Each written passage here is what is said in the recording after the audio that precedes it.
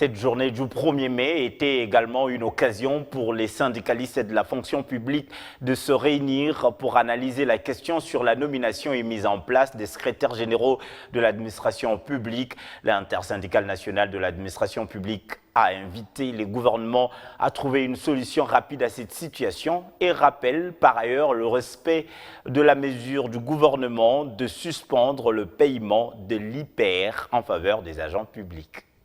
Nous n'allons pas accepter qu'on puisse utiliser d'autres voies pour régler cette question.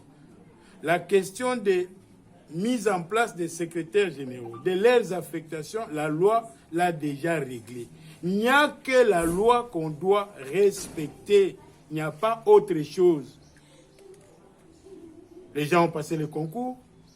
La loi dit, c'est selon l'ordre utile.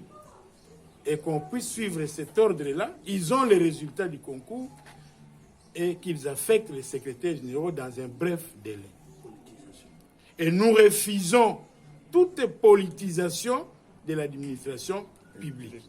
La loi consacre l'administration publique comme étant apolitique.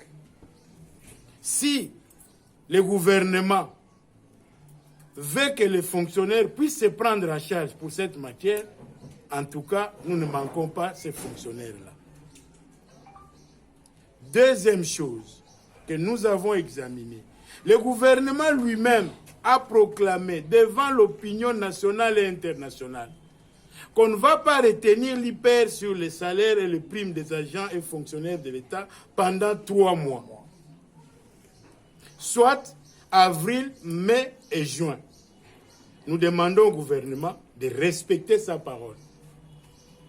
Si, par mégarde, si, par excès de pouvoir, le gouvernement se permettait de faire autre chose que ce que lui-même a annoncé à la population, eh bien, les fonctionnaires que nous sommes, nous nous prendrons en charge et nous savons comment